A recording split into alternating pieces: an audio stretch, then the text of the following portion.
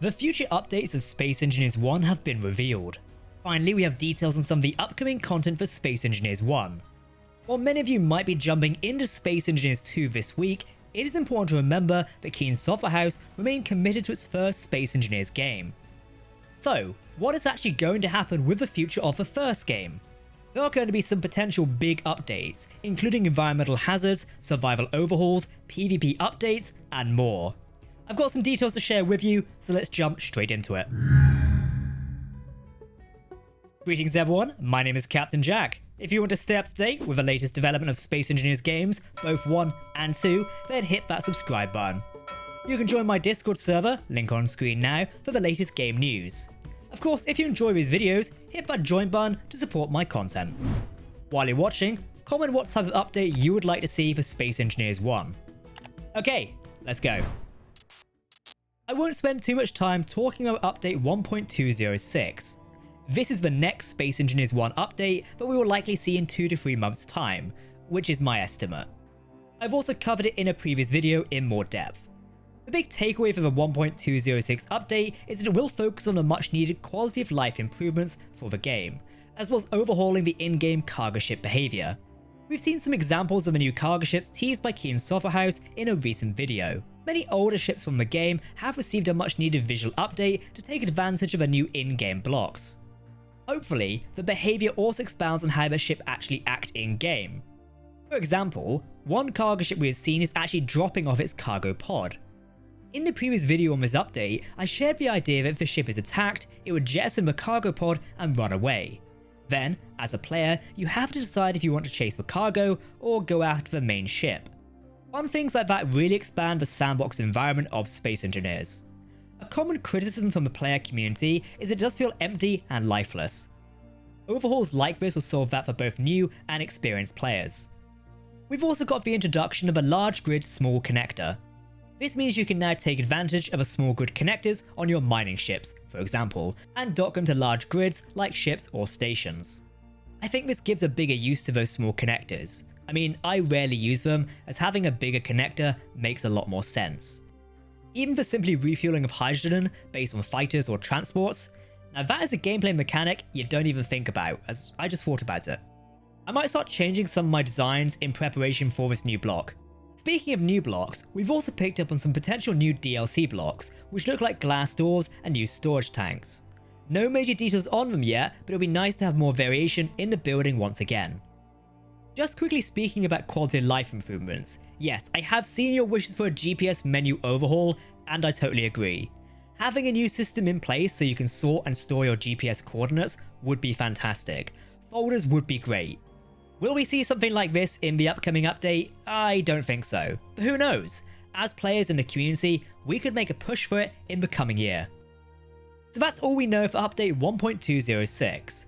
Hopefully we'll learn more in the coming weeks, but most likely the attention is currently on Space Engineers 2. So let's turn the page to the next update. As revealed in my previous video, we knew more updates were coming for Space Engineers 1. Update 1.207 is described as concentrating on enhancing the survival gameplay for the game, which will see many new options and also adding environmental hazards. Let's focus on environmental hazards first. You know, when I hear this, I think of things like toxic worlds or storms ravaging planets. That actually makes me super excited. Imagine having to survive on a planet where part of it is toxic to venture there.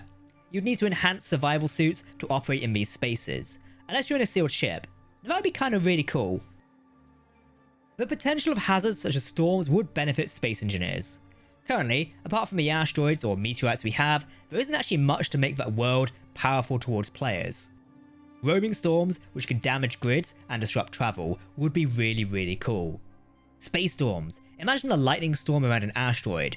Yes, a lot of this is very ambitious, but we don't have any core details on what Keen has planned for this update yet. The team is very focused on update 1.206, the next major update for Space Engineers 1. What do you think of environmental hazards? Do you think this could improve the game for you? So, update 1.207 also mentions enhancing the survival gameplay of Space Engineers 1. It is no secret that compared to other survival games on the market, Space Engineers cannot really hold a candle to them. It's not a bad thing, it depends on what you as a player are looking for. I do think there could be some changes and enhancements to the game that expand on what survival in Space Engineers can offer. When I hear Keen is working on this, part of me thinks things like food and drink. That would be really cool. Imagine having to run a hydroponics bay on space stations and such to keep your engineer characters sustained. That could also open up new gameplay opportunities with trading and other players in multiplayer. I've just started a new Space Engineers multiplayer series. Yes, this is a teaser. And apart from mining and resource gathering, there's not really much to survival gameplay of the game. Again, not a bad thing. I imagine some players do like the simple approach to survival in game. However, it could be expanded upon.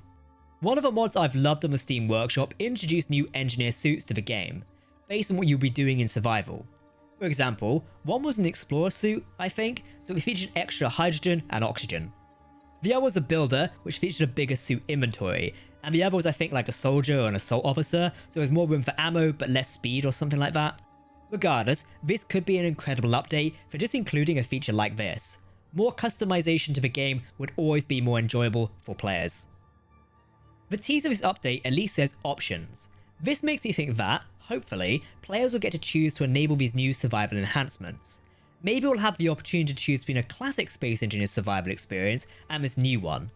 I'm kind of excited for this one. While I primarily play more creative versions of Space Engineers or build my own survival scenarios, you can't beat a classic survival session in any game. Space Engineers 1 has 3 basic environmental hazards right now. These are the giant spiders, lightning storms, and meteors. Generally, some see at least 2 of these as annoying and not very fun. If these new hazards are to be a success, the developers will need to learn from previous attempts. It needs to be fun, not buggy or annoying. Finally, we have update 1.208, which I will nickname Warfare 3. We've had previous Warfare updates, and they have massively overhauled both the combat and weapon block offerings for Space Engineers 1. So when I hear that Keen is developing an update to expand and improve PvP gameplay elements, I'm super excited to see where this goes. I've previously said that the Contact update, which introduced Prototech, was missing Prototech weapons.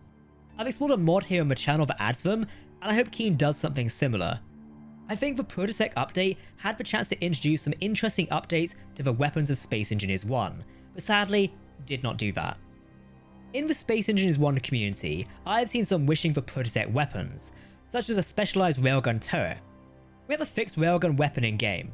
If players want a railgun turret, you can make one using a custom turret controller. However, a specialized railgun turret would be kinda cool. Though, when I think of those, I kind of imagine the giant railgun turrets in The Expanse. That would be cool, but maybe a little bit too overpowered for the game. Looking at new combat, I've seen some players wishing for more variety in player weapon choices. Keen previously expanded on the weapons by changing the assault rifles and adding in pistols and rocket launchers. I'd love to expand this more, but I will say, how many use these? Look, I love playing with these items, but when I typically think of PvP in Space Engineers, it's usually done with ships with massive weapon arrays. Assault rifles and pistols don't really get used too much, which is a bit of a shame.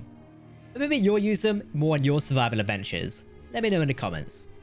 Of course, we could go on for hours and theorize that these PvP enhancements could see things like shields, lasers, and nuclear weapons, but we would be getting a bit carried away with that.